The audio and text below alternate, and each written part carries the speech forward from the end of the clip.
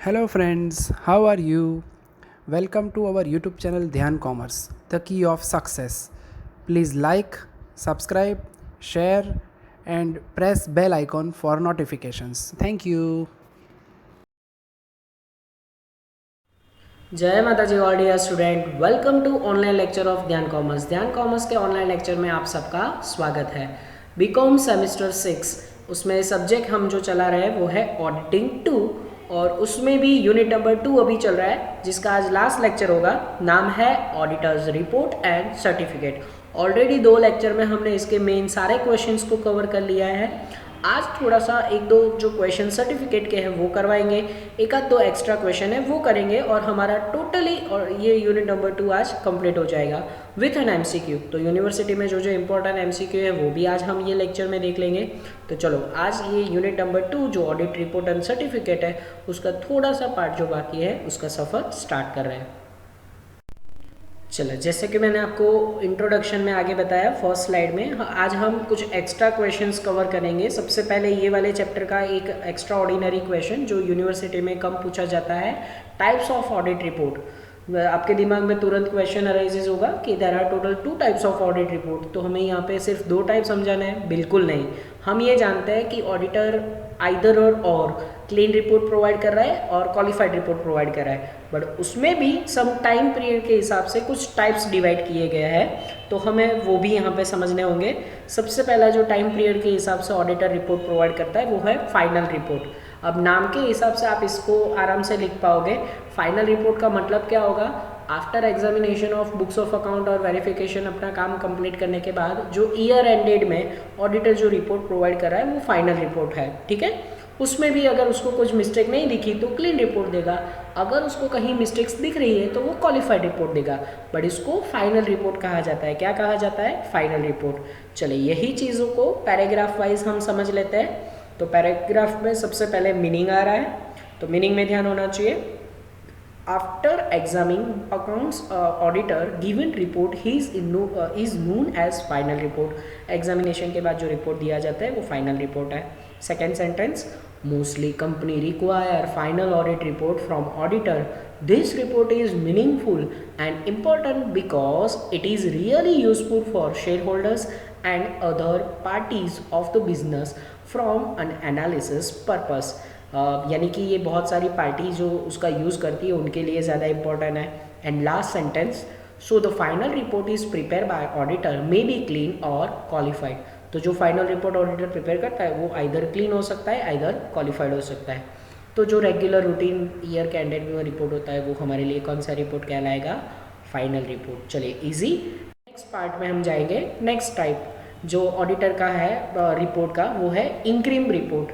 अब इंक्रीम रिपोर्ट जैसे कि आगे हमने देखा था फाइनल डिविडेंड एंड इंक्रीम डिविडेंड, उसी हिसाब से ही आप इसका मीनिंग ले सकते हो। जो 6 महीने के अंदर स्पेशल कुछ कंडीशन में कंपनी को रिक्वायरमेंट होगी तो वो 6 महीने के अकाउंट ऑडिट करवा के जो रिपोर्ट मंगवाती है वो इंक्रीम रिपोर्ट कहलाता है, ठीक है। चलिए, तो उसका भी मीनिंग देख लेते हैं। फर्स्ट सेंटेंस उसका मीनिंग दिखा रहा है, after examine accounts of company in middle part of the year. Middle part of the year का मतलब क्या होता है? After 6 month. Auditor gives report is known as interim report. तो स्पेशल कंडीशन में कंपनी को ड्यूरिंग द ईयर चाहिए तो वो 6 महीने के अकाउंट दिखा के रिपोर्ट मंगवा सकती है, उसको इंक्रीम रिपोर्ट बोलेंगे, ठीक है। चलो, second sentence, sometime auditor giving interim report in the work of audit और investigation before completion of his work. यानी कि उसका काम खत्म होने से पहले ही वो रिपोर्ट कंपनी वाले चाहते हैं तो ऑडिटर अपना रिपोर्ट दे सकता है। अब इसमें भी आपको समझ में आना चाहिए कि अगर उसको गलतियां दिखी तो वो क्वालिफाइड रिपोर्ट देगा, अगर गलतियां नहीं दिखी तो वो क्लीन रिपोर्ट प्रोवाइड करेगा। मतलब वो क्लीन एंड क्वालिफाइड रिपोर्ट तो दे ही सकता है, बट टाइम पीरियड के हिसाब से फाइनल रिपोर्ट, इंक्रीम रिपोर्ट। तो पहले 2 टाइप्स इजी। चलिए, नेक्स्ट टाइप पे मूव ऑन करता है। थर्ड टाइप्स वो है पार्शियल रिपोर्ट। अब ये थोड़ा सा डिफिकल्ट और अलग कह सकते हो आप। ये पार्शियल रिपोर्ट क्या है? तो सबसे पहले पैराग्राफ में ध्यान दो। Sometime auditor will not giving full work of audit from examining accounts, but the some part of accounting examination given. So for the purpose for the proportionate examination of accounts of audit work is given to the auditor is known as an partial report. देखो कई बार क्या होता है, company का पूरा audit work auditor को नहीं दिया जाता, बट कुछ प्रपोजनेट मतलब कुछ पार्ट ही उसको ऑडिट करने के लिए दिए जाते हैं। तो जितने पार्ट उसको ऑडिट करने के लिए दिया गया है उसी का वो रिपोर्ट प्रिपेयर करे तो उसको हम पार्शियल रिपोर्ट कहेंगे। फॉर एन एग्जांपल, एक हेड ऑफिस है जिसकी बहुत सारी ब्रांचेस हैं, तो अगर ऑडिटर को कोई एक ब्रांच का ही अकाउंट ऑडिट करने को दिया जाए तो वो पर्टिकुलर ब्रांच का ही ऑडिट करेगा और उसी का रिपोर्ट वो देगा, पूरे हेड ऑफिस का या सारे ब्रांचेस का नहीं देगा। तो it is one kind of partial report. Clear हो रहा है? तो मतलब जितना काम दिया गया है वो उतना ही एग्जामिनेशन करेगा और उतने का ही रिपोर्ट प्रोवाइड करेगा, तो it is known as an partial report. Clear? चलिए तो नेक्स्ट क्वेश्चन पे हम मूव ऑन कर सकते हैं। मतलब इसमें अभी भी और दो भी टाइप्स हैं जो मैं नेक्स्ट स्लाइड में आपको समझा रहा हूँ। चलिए नेक्स्ट दो टाइप के जो रिपोर्ट है वो हम ऑलरेडी जानते हैं, सिर्फ यहाँ पे पार्ट ऑफ आंसर उसको कंसिडर करना ज़रूरी है। क्लीन रिपोर्ट, जो कि हम आगे ऑलरेडी लेक्चर 2 में डिफरेंस वगैरह में सब जगह पे देख चुके हैं। तो क्लीन रिपोर्ट क्या है? When auditor gives a report without stating any mistakes और defect it is called clean report. ये मीनिंग है सिर्फ उसका।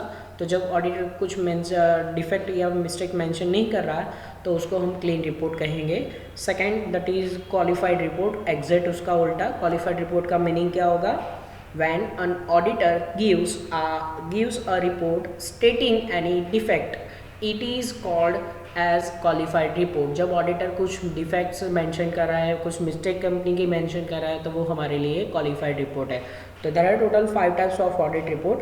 बहुत इजी पेपर निकाले तो आप सिर्फ 2 टाइप जानते हो, आज हमने ये 3 और टाइप्स उसमें जोड़ दिए, तो टोटल ये आपका एक एक्स्ट्रा क्वेश्चन बन गया type of audit report. Clear हो रहा है? तो एकदम शॉर्ट एंड स्वीट क्वेश्चन था। नेक्स्ट क्वेश्चन पे अब हम मूव ऑन करेंगे। Next sequence wise question number 8 आ रहा है, जो कि है importance, we can say significance of audit certificate. वैसे ये यूनिवर्सिटी में बहुत ही कम पूछा जाता है, पर शायद तक आपको पूछ सकता है। पहला क्वेश्चन जो कि ऑडिट सर्टिफिकेट रिगार्डिंग है, ऑडिट सर्टिफिकेट का इंपॉर्टेंस। इसमें हम एक्सप्लेनेशन में नहीं जाएंगे क्योंकि एक्सप्लेनेशन ऑलरेडी मटेरियल कॉपी में दिया हुआ है, सिर्फ मैं आपको समझाऊंगा। चलो, तो क्यों ऑडिट सर्टिफिकेट इंपॉर्टेंट है? पहले तो सर्टिफिकेट है क्या? तो सर्टिफिकेट तो जब गारंटी दी जाती है, मतलब ट्रूथनेस का सर्टिफिकेट दिया जाता है, ठीक है। तो इसका इंपॉर्टेंस है पॉइंट नंबर 1, इसीलिए इम्पोर्टेंट है। When audit certificate is regarding prospectus. जब कंपनी प्रॉस्पेक्टर इशू कर रही है, मतलब जो ओनर्स है, जो प्रोप्राइटर्स है, उन्होंने सब कुछ जो असेट्स लायबिलिटी वगैरह लॉस प्रॉफिट जो भी दिखाया हुआ है वो सही है कि गलत। अगर लोग इन्वेस्ट कर रहे हैं तो प्रॉस्पेक्टर के साथ अगर आप ऑडिट सर्टिफिकेट जोड़ोगे ना तो लोग आपकी कंपनी में इन्वेस्ट करने के बारे में ज़्यादा सोचेंगे। सपोज़ मैंने नई कंपनी शुरू की है और मैं अपना first time initial public offering दे रहा हूँ, फर्स्ट टाइम शेयर इशू कर रहा हूँ, और मैं साथ में ऑडिटर को उतनी मेरी चीज़ें वेरीफाई करवा के रिपोर्ट बनवा के सर्टिफिकेट भी ले रहा हूँ, तो जब सर्टिफिकेट अटैच होता है ना तो सोने पे सुहागा जैसा वर्क होता है, मतलब लोग उस पर ज़्यादा ट्रस्ट करते हैं। तो ऑडिटर सर्टिफिकेट एक फर्स्ट इंपॉर्टेंट है जब हम प्रॉस्पेक्टर इशू कर रहे हैं तब। सेकेंडली वो कब इम्पोर्टेंट है? तो audit certificate is regarding statutory report. अब स्टैट्यूटरी रिपोर्ट क्या है ये भी आप जानते हो। जब कंपनी का 1 ईयर कंप्लीट हो जाए पर्टिकुलर हर एक साल, तब वो AGM करने वाली होती है, एनुअल जनरल मीटिंग। उससे पहले शेयर होल्डरों को पूरे साल का एक स्टैट्यूटरी रिपोर्ट बना के इन्विटेशन भेजा जाता है 30 दिन पहले मीटिंग के। तो वो जो स्टैट्यूटरी रिपोर्ट है, अगर कंपनी उसमें अपना ऑडिट सर्टिफिकेट जोड़ देती है तो जो कंपनी के ओनर्स हैं उनको पता चलता है कि डायरेक्टरों ने कैसा वर्क किया हुआ है, ठीक है। चलो, ये इंपॉर्टेंस के सारे पॉइंट्स हैं। नेक्स्ट इंपॉर्टेंट पॉइंट है audit certificate for exciting control by the government. देखो, गवर्नमेंट भी कंपनी के ऊपर कंट्रोल करती है, ठीक है। तो गवर्नमेंट कई बार कुछ कंपनी के पास से जानबूझ के ऑडिट रिपोर्ट के अलावा सर्टिफिकेट भी मंगवाती है। तो अगर कोई कंपनी गलत वर्क कर रही है तो ऑडिटर रिपोर्ट में वो गड़बड़ हो सकती है, पर जब सर्टिफिकेट कंपनी के पास से मांगा जाएगा तो ऑडिटर सर्टिफिकेट तो कब देगा? जब पूरी चीज़ें सही लिखी गई होगी तब देगा। तो कई बार गवर्नमेंट खुद कंपनियों के पास से ऐसा ऑडिट सर्टिफिकेट मंगवाता है, ठीक है। चलिए, ऑडिट सर्टिफिकेट का जो इम्पोर्टेंस है उसमें एक दो और पॉइंट जोड़ देते हैं। उसमें नेक्स्ट अगर हम देखने जाए तो नेक्स्ट पॉइंट है audit certificate at the time of liquidation. Suppose company बंद हो रही है और जो अकाउंट है वो सही लिखे हो गलत, उसके लिए लिक्विडेशन अकाउंट्स आप प्रिपेयर करते हो। तो जब स्पेशली ऑडिटर को पूरा हायर किया जाता है तो वो अकाउंट सही लिखे गलत रिपोर्ट भी देगा एज वेल एज सर्टिफिकेट भी देगा, ताकि शेयर होल्डरों को समझ में आए कि भाई कोई गलती कंपनी ने नहीं किया है। तो at the time of liquidation भी सर्टिफिकेट की ज़रूरत पड़ती है। नेक्स्ट सर्टिफिकेट की रिक्वायरमेंट कब होती है, तो वो होता है audit certificate in respect of other matters. अब अदर मैटर्स में क्या आएगा, सपोज आप कंपनी सेल कर रहे हो या बैंक के पास से लोन लेने जा रहे हो, तो जो परचेज़र है आपकी कंपनी को ख़रीद रहा है वो आपके पास से ऑडिट सर्टिफिकेट मांग सकता है। बैंक के पास लोन लेने गए तो बैंक भी आपको ऐसा कह सकती है कि भाई हमें ऑडिट सर्टिफिकेट ला के दो। रिपोर्ट अगर क्लीन दिया है तो उस पर शायद तक बैंक बिलीव ना करे, बैंक आपको लाखों करोड़ों रुपए की लोन प्रोवाइड करी है, ठीक है। तो उस वक्त बैंक आपके पास से ऑडिटर ने भले क्लीन रिपोर्ट दिया हो तब वो जानबूझ के मांगेगी कि भाई आप ट्रूथनेस का ऑडिटर के पास से सर्टिफिकेट भी लेके आओ तो हम आपको लोन प्रोवाइड करेंगे। तो ऐसी सर्टेन सिचुएशंस है जिसमें ऑडिटर अपना सर्टिफिकेट प्रोवाइड कर रहा है, ठीक है। तो ये आप ऑलरेडी जानते हो। तो इतना ये एक्स्ट्रा क्वेश्चन था। एक one of the repeated question है जो यूनिवर्सिटी में पूछा जाता है पर थोड़ा सा डेंजरस होता है। जब भी ये नेक्स्ट क्वेश्चन यूनिवर्सिटी में आता है बच्चे प्रोबेबली 86 को ऑप्शन में निकाल रहा है। तो अब नेक्स्ट क्वेश्चन थोड़ा सा डेंजरस पर यूनिवर्सिटी में पिछले 3-4 सालों से काफ़ी बार पूछा जा चुका है। नाम है सोशल ऑडिट। इसके ऑप्शन में इसको और एक नाम से जाना जाता है कारो, जिसका फुल फॉर्म होता है company auditor report order. Company auditor report order, जिसको शॉर्ट में ये लोग सोशल ऑडिट बोलते हैं। रूल्स है 2016 से इम्प्लीमेंट हो चुका है। तो 17 में पूछा था, फिर 18 में पूछा था और लास्ट 2020 में भी पूछ लिया था इन्होंने। तो जब ये क्वेश्चन आता है तो बाकी के क्वेश्चन आपने किए हो तो ये ऑप्शन में निकल जाता है, पर जब जनरल ऑप्शन हो और यूनिट नंबर 2 अगर आप कर रहे हो तो ये क्वेश्चन भी आप छोड़ नहीं सकते। तो चलो let's see what is social audit, जिसको शॉर्ट में बोला जाता है कारो। चलो फर्स्ट पैराग्राफ बहुत ही उसके बारे में हिस्ट्री दिखा रहा है, तो फर्स्ट पैराग्राफ में ध्यान रखना बहुत ही ज़रूरी है। Dangerous topic, line number 1, under section 143 of the Company Act 2013, the government has the power to direct a general or a special order that in case of the specified companies, company कुछ specified company के लिए government कुछ company के लिए ऐसे special order करते हैं audit करने के। वो कौन से सेक्शन में है, 143।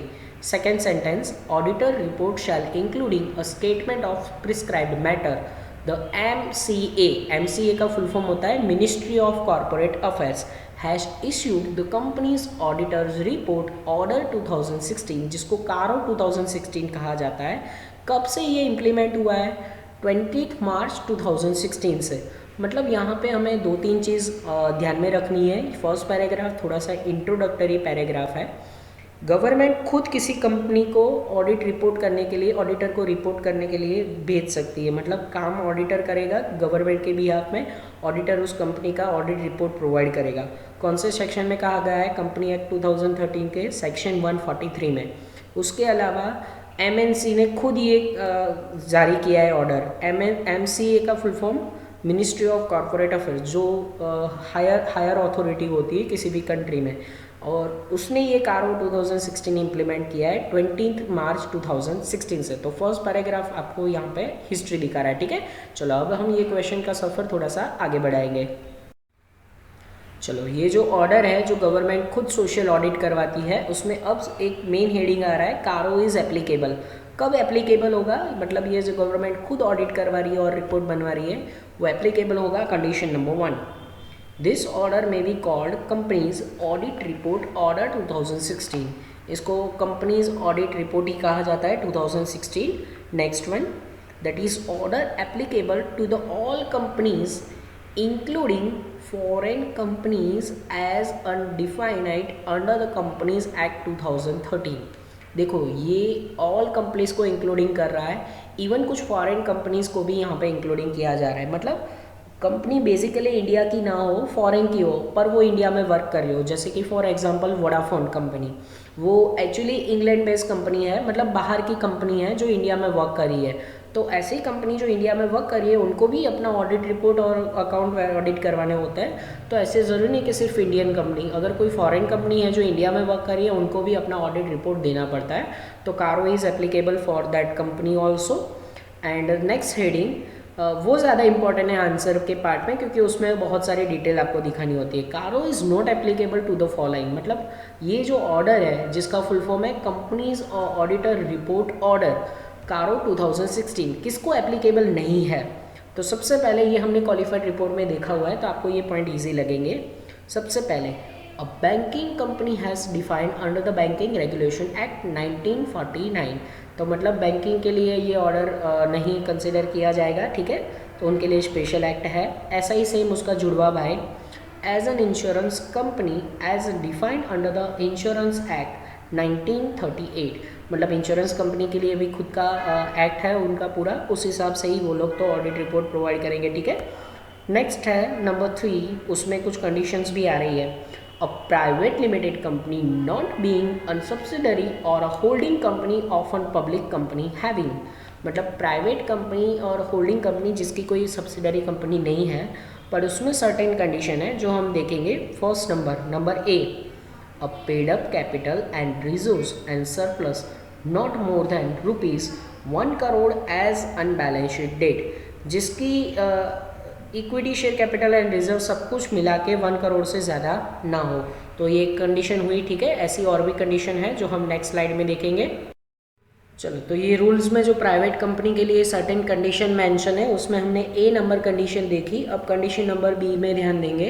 विच does not have the total borrowing exceeding ₹1 crore from bank और financial institutions in during 1 financial year, मतलब कंपनी ने पिछले 1 साल में टोटल उसकी जो बोरोइंग है वो डज़ नॉट एग्जिस्ट, मतलब 1 करोड़ से ज़्यादा नहीं होनी चाहिए। तो उसने जो मार्केट में से पैसे उठाए वो 1 करोड़ से ज़्यादा ना हो, कोई भी बैंक के पास से या कोई अदर फाइनेंशियल इंस्टीट्यूट के पास से। Condition number C, which does not have a total revenue existing, अब रेवेन्यू के बारे में कंडीशन है ₹10 crore during the 1 financial year, मतलब 1 साल में कंपनी का जो टोटल रेवेन्यू है वो 10 करोड़ से ज़्यादा नहीं होना चाहिए। तो अगर ये कंडीशन फुलफिल हो रही है तो उसके लिए कारो रूल 2016 एप्लीकेबल नहीं होगा। हम पॉइंट देख रहे हैं कारो इज़ नॉट एप्लीकेबल, मतलब ये रूल किसके लिए एप्लीकेबल नहीं है, बाकी के लिए 101% हो जाएगा। चलो, तो अब ये जो डेंजरस टॉपिक है सोशल ऑडिट, यानी जिसको हम कहते हैं कारो रूल 2016, उसमें ये चीज़ें आपको एक्सप्लेन कर देनी है 2 to 3 लाइन्स में। पॉइंट आ रहा है matter to be including in auditor report, ये एक तरह का ऑडिटर रिपोर्ट स्पेशली गवर्नमेंट ही कंसिडर करवाती है। तो ये रिपोर्ट में आप क्या क्या चीज़ें मेंशन करोगे वो यहाँ पे हमें समझाना है, ठीक है। तो सबसे पहले जो मैटर ऑडिटर रिपोर्ट में होनी चाहिए वो है रिगार्डिंग फिक्स असेट। अब फिक्स असेट यानी कि इनमूवेबल प्रॉपर्टी, साइट विजिट कर सकते हो, उसकी वैल्यूएशन ठीक से किया है कि नहीं, वो फिजिकली अवेलेबल है कि नहीं, वो सब कुछ आप वेरीफाई कर सकते हो। तो ऑडिटर को अपने रिपोर्ट में फिक्स असेट के बारे में जानकारी देना चाहिए। नेक्स्ट उसको वेरीफाई करना चाहिए inventories which is useful for production, तो प्रोडक्शन के लिए जो इन्वेंटरी यूटिलाइज हो रही है वो फिजिकली उसका वेरिफिकेशन होना चाहिए, उसका रजिस्टर वगैरह मेंटेन किया होना चाहिए। तो इन्वेंटरी के बारे में आपको 2 to 3 सेंटेंस एक्सप्लेन कर देना है, ठीक है। और क्या होना चाहिए ऑडिट रिपोर्ट में, तो ऑडिट रिपोर्ट में होना चाहिए loan given by company that is secure और अनसिक्योर, ठीक है। जो कंपनी ने किसी को अगर लोन दिया है तो वो सिक्योर है या अनसिक्योर है उसकी पूरी जानकारी, अगर सिक्योर लोन है तो उसके सामने कौन कौन सी असेट सिक्योरिटी में रखी हुई है, ये सब कुछ ऑडिटर को एक बार देख लेना चाहिए। तो लोन रिगार्डिंग उसको चेक कर लेना चाहिए। और एक जो मेन इंपॉर्टेंट पॉइंट आ रहा है दैट इज़ कॉस्ट रिकॉर्ड। अब कॉस्ट रिकॉर्ड भी कंपनी को मेंटेन करने होंगे। अगर गवर्नमेंट खुद ये सोशल ऑडिट करवा रही है तो कंपनी को, जो अगर मैन्युफैक्चरिंग कंपनी है तो खास उसको अपने कॉस्ट रिकॉर्ड मेंटेन करना चाहिए। तो कॉस्ट रिकॉर्ड के बारे में यहाँ पे जानकारी देना ज़रूरी है ऑडिट रिपोर्ट में। फिर उसके अलावा स्टैट्यूटरी ड्यूटीज़, अब स्टैट्यूटरी ड्यूटी यानी कंपलसरी, इसमें क्या आ सकता है, तो जैसे कि कंपनी की कुछ पार्ट ऑफ ड्यूटी होती है जैसे कि टैक्स टाइम टू टाइम पे करना, जीएसटी पे करना, तो ये सारी जो चीज़ें हैं कंपनी को, ये पर्टिकुलरली इंश्योरेंस वगैरह जो भी है, तो ये सब कुछ कंपनी को अच्छी तरीके से मेंटेन करना होता है। तो ऑडिटर रिपोर्ट में ये भी उसको देख लेना है कि company time to time GST taxes वगैरह भर रही है कि नहीं, तो ये भी एक पॉइंट हो सकता है। और क्या पॉइंट हो सकते हैं, फ्रॉड, यस, अगर ऑडिटर खुद यहाँ पे गवर्नमेंट के बिहाफ में ऑडिट करने जा रहा है तो कंपनी अगर कोई गलत काम कर रही है तो उसको क्लियरली अपने रिपोर्ट में वो मेंशन कर देना है विदाउट एनी डाउट। फिर उसके बाद क्या हो सकता है, तो default in repayment of loan and borrowings, company लोगों के पैसों से बिजनेस कर रही है, लोन लेके अगर बिजनेस कर रही है, सपोज कोई भी बैंकिंग या फाइनेंशियल इंस्टीट्यूट या गवर्नमेंट के पास से लोन लिया है, तो उसका रीपेमेंट भी तो करना ज़रूरी है। तो कंपनी वो कैसे कर रही है, कब कब कर रही है, कितनी बोरोइंग्स उसने मार्केट में से उठाई है, ये रीपेमेंट कैसे करेगी, वो सब कुछ देख लेना चाहिए और ऑडिटर को अपने रिपोर्ट में मेंशन करना चाहिए। तो ये जो पॉइंट है, तो आपको थोड़ा सा एक्सप्लेनेशन इसका कर देना है, तो हमारा ये जो क्वेश्चन का है पर्टिकुलरली आंसर हो जाएगा। फिर उसके बाद और क्या उसमें हो सकता है, तो that is public offer and money raise from डेप्ट एंड द टर्म लोन्स। मतलब पब्लिक ऑफर और मनी राइज कर रहे हैं डेप्ट टर्म लोन से, तो वो भी यहाँ पे आपको मेंशन कर देना है, ठीक है। बस इतनी चीज़ें हैं। और वन लास्ट एक और पॉइंट ले लेते हैं उसमें, वो है मैनेजरियल रेम्यूनरेशन। अब मैनेजरियल रेम्यूनरेशन क्या होता है, तो कंपनी के जो डायरेक्टर्स है अगर वो खुद लोन ले रहे हैं तो उसके बारे में भी यहाँ पे जानकारी होनी चाहिए, ठीक है। और भी एक्स्ट्रा पॉइंट आपको मटेरियल कॉपी में दिया है, जैसे कि रिलेटेड पार्टी के बारे में वगैरह जानकारी देनी चाहिए। इतने पॉइंट समझाओगे तो आई थिंक इनफ है, आपका जो लेंथ ऑफ आंसर हो जाएगा वो ऑलरेडी लेंथी हो जाएगा। तो इतना आपको ये क्वेश्चन में समझा देना है। क्लियर है, समझ में आ गया? अगर किसी को डाउट आ रहा है तो वो आप पर्सनली बोल सकते हो, अदरवाइज ये क्वेश्चन में ज़्यादा डिटेल जाने की ज़रूरत नहीं है, ये पूरा रूल्स रिलेटेड है, तो रूल्स में आप गप्पे नहीं लगा सकते हो। ये चैप्टर के बाकी क्वेश्चंस के ऑप्शन में अगर आप ये क्वेश्चन को निकालोगे तो चल जाएगा, पर वैसे इजी क्वेश्चन है तो आप इंपॉर्टेंट समझ के इसको कर लेना। चलिए लास्ट क्वेश्चन को कंसिडर कर लेते हैं। क्वेश्चन नंबर 10, ये चैप्टर का लास्ट क्वेश्चन, जो कि डिफरेंस है, difference between audit report and audit certificate. हमारे चैप्टर का जो हेडिंग है उन दोनों के बीच का डिफरेंस। आगे भी हमने एक डिफरेंस देखा था, clean report and qualified report, उसके कंपैरिजन में ये डिफरेंस भी आपको इंपॉर्टेंट, दोनों में से कोई एक डिफरेंस तो 101% एग्जाम में आएगा ही आएगा, तो दोनों डिफरेंस आपको अच्छे से लर्न कर लेना है। चलो डिफरेंस के लिए हमें पता है 3 कॉलम हम प्रिपेयर कर लेते हैं। सबसे पहले पॉइंट्स की कॉलम बनाते हैं, second column that is audit report यहाँ पे होगा, and third column that is auditor certificate. अब इन दोनों के बीच में जो जो डिफरेंस के पॉइंट है वन बाय वन हम एक्सप्लेन कर रहे हैं। सबसे पहले कोई भी डिफरेंस में मैंने जैसे समझाया हुआ है आगे मीनिंग आना चाहिए। तो चलो सबसे पहले ऑडिट रिपोर्ट एंड सर्टिफिकेट का छोटा सा मीनिंग। रिपोर्ट का मीनिंग क्या होगा, report prepared by auditor after examination accounts of company is known as और it is called audit report. ऐसा रिपोर्ट जो बुक्स ऑफ अकाउंट ऑडिट करने के बाद दिया जाता है तो उसको हम ऑडिट रिपोर्ट कहेंगे।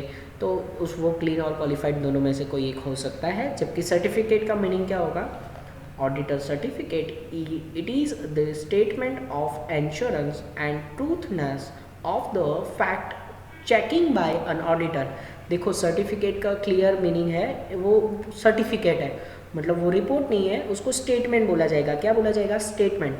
और वो कौन सा स्टेटमेंट होता है, इंश्योरेंस एंड ट्रूथनेस का होता है, मतलब सच्चाई का होता है सर्टिफिकेट। गलत चीज़ों का कई बार सर्टिफिकेट नहीं दिया जा सकता, ठीक है। तो ये चीज़ आपको ध्यान में रखनी है। नेक्स्ट आ रहा है पॉइंट, उसमें है truth of the details. Truth details मतलब रिपोर्ट में दोनों में से कोई एक हो सकता है, जबकि सर्टिफिकेट और ट्रूथनेस का ही होता है। तो यही ये पॉइंट कहना चाहता है। पॉइंट आप देख सकते हो। सबसे पहले रिपोर्ट में auditor report does not give insurance about truthness, it is an opinion of auditor on the accounts of company. मतलब ऑडिटर रिपोर्ट ये ट्रूथनेस नहीं दिखाता, वो सिर्फ अपना ओपिनियन दे रहा है, मतलब कोई गारंटी ऑडिटर नहीं दे रहा है, ठीक है। ऑडिट रिपोर्ट में गारंटी नहीं होती, वो तो सिर्फ ओपिनियन होता है। जबकि सर्टिफिकेट में क्या हो सकता है, तो सर्टिफिकेट हमें अच्छा बताना है। तो सर्टिफिकेट का पॉइंट आप देख सकते हो, auditor certificate give insurance and truthness and it is certified of the specific matter. वो स्पेसिफिक मैटर के लिए अपना सर्टिफिकेट दे सकता है और वो इंश्योरेंस और ट्रूथनेस का ही होता है।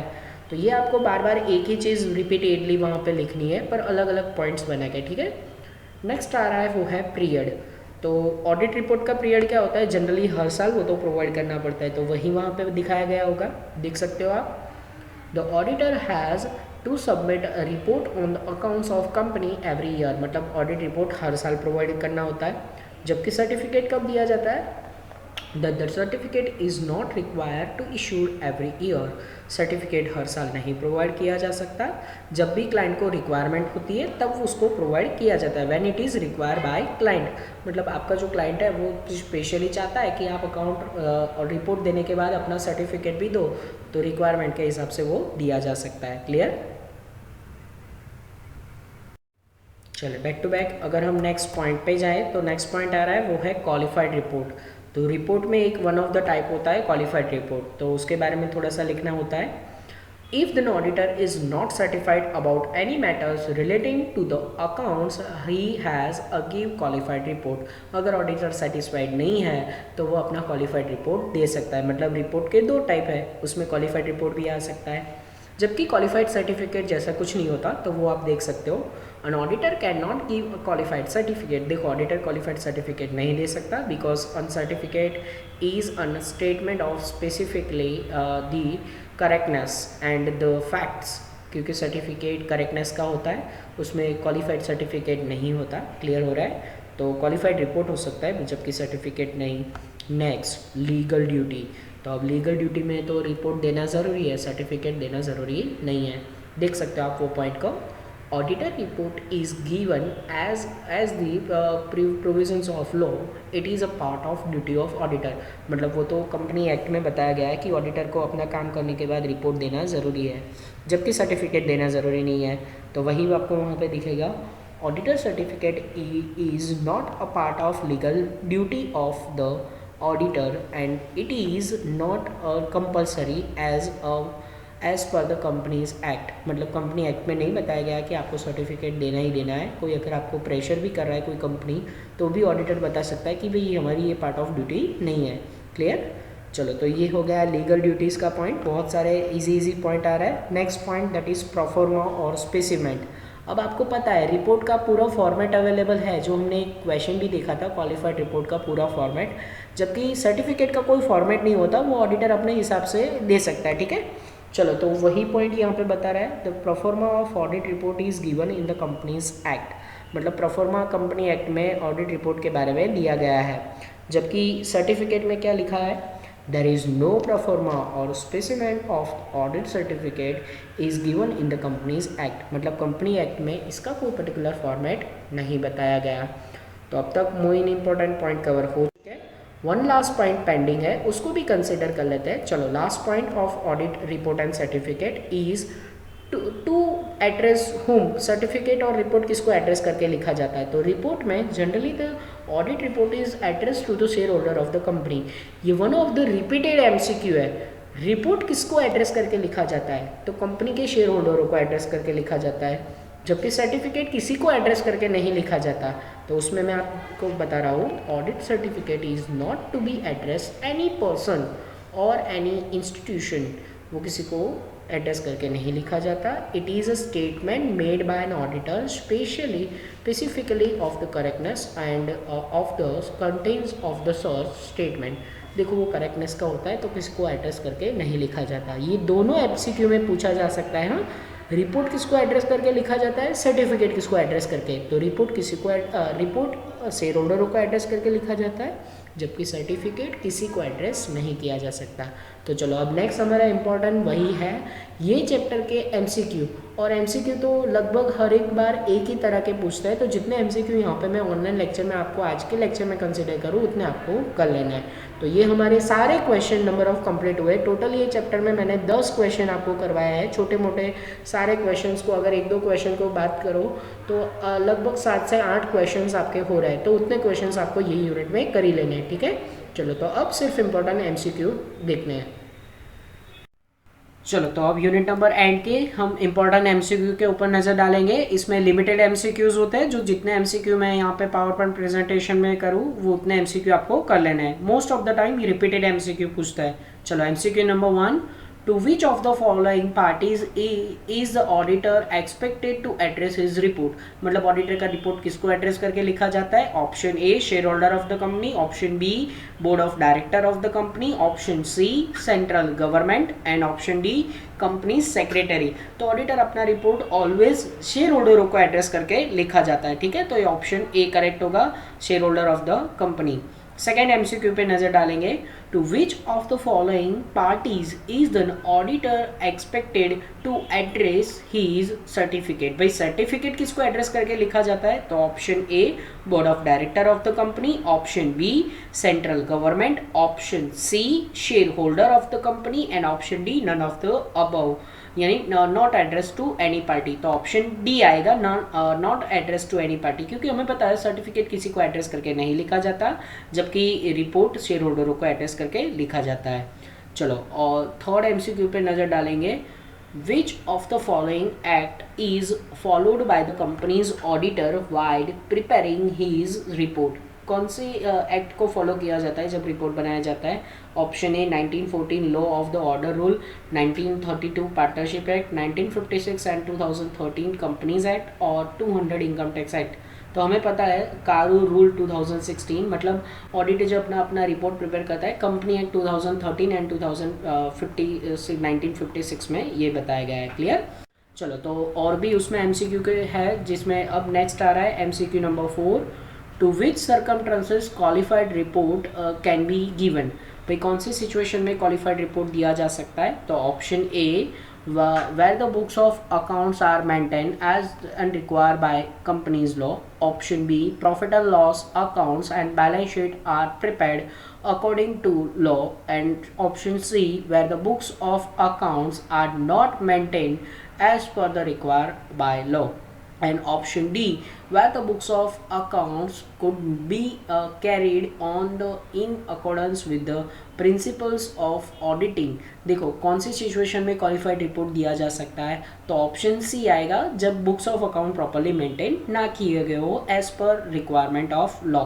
चलो, नेक्स्ट एमसीक्यू देखेंगे। Number 5, easy dash is an statement of corrected and corrected fact. कौन सा करेक्शन के लिए दिखा रहा है? तो audit program, option B report, C audit statement and D none of the above. तो ये रिपोर्ट का डेफिनेशन हमें बता रहा है, जो फैक्ट आपको दिखाना है वो। क्लियर? चलो, एमसीक्यू के नेक्स्ट सफर को आगे बढ़ाएंगे। अब नेक्स्ट एमसीक्यू में नंबर 6 आ रहा है। In which circumstances clean report can be given? भाई क्लीन रिपोर्ट कब दिया जा सकता है? तो option A, profit and loss account does not give a true and fair view of profit and loss. Option B, when balance sheet does not give true and fair view of the statement of affairs. Option C, proper books of accounts are not kept as per required by law. Option D, defect is found in examinations of accounts.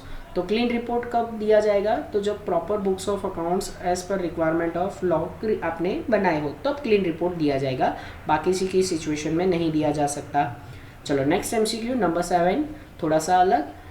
The date of audit report should be? Audit report की date कौन सी होनी चाहिए? तो option A, earlier than the date of accounts are approved by management. Management ने जब अब books of account approve किए उससे पहले की होनी चाहिए। B, later than the date of which the accounts are approved by the board's meeting.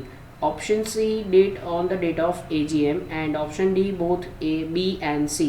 तो इसमें आंसर आएगा A, because board of director पहले अकाउंट्स अप्रूवल कर ले, फिर उसके बाद ऑडिटर अपना काम कर सकता है। क्योंकि बोर्ड ऑफ डायरेक्टर ने जब तक अकाउंट्स अप्रूवल नहीं किए तब तक आप उसको ऑडिट रिपोर्ट अपना नहीं दे सकते, मतलब अकाउंट ऑडिट नहीं कर सकते। चलो, इंपॉर्टेंट एमसीक्यू में वन लास्ट एमसीक्यू देख लेते हैं। नंबर 8 की बारी है अब। If an auditor has give a qualified report, which of the following consequences may be result? जब ऑडिटर अपना क्वालिफाइड रिपोर्ट देता है तब कौन सी सिचुएशन अराइज होती है? Option A, the board of director have to give a reply to search qualifications of board report. Option B, the board of director have to resign. Option C, auditor have to resign. And option D, the central government may be impose a fine on shareholder. देखो, जब auditor अपना qualified report देता है तो नीचे में से कौन सी सिचुएशन अराइज होगी? तो जब क्वालिफाइड रिपोर्ट मिलता है भाई, तो बोर्ड ऑफ डायरेक्टर को उसके ऊपर एक्सप्लेनेशन देना पड़ता है और बोर्ड ऑफ डायरेक्टर की मीटिंग में। बाकी के ऑप्शन इनकरेक्ट है, ऑप्शन नंबर ए हमारा करेक्ट रहेगा। ठीक है, तो ये हमारा जो छोटा सा चैप्टर है ऑडिट रिपोर्ट एंड सर्टिफिकेट यहीं पे कंप्लीट होता है विथ एन एमसीक्यू। तो लिमिटेड का इसमें क्वेश्चंस है, डिफरेंस इंपॉर्टेंस है, और कुछ क्वेश्चंस तो most of the time repeated भी पूछे गए। आप जितने क्वेश्चन मैंने ऑनलाइन पावर पॉइंट प्रेजेंटेशन में आपको समझाए 3 लेक्चर में, सारे क्वेश्चंस कर लो, एमसीक्यू भी देख लो, तो ये यूनिट आपका 101% अच्छा स्कोरिंग यूनिट बन सकता है। ठीक है, तो यहाँ तक रखते हैं। आज के लेक्चर में सब कुछ कंप्लीट हो चुका है ये यूनिट का। नेक्स्ट लेक्चर में कोई और चैप्टर में सफ़र को आगे बढ़ाएंगे। तब तक के लिए ऑल द बेस्ट एंड जय माता जी।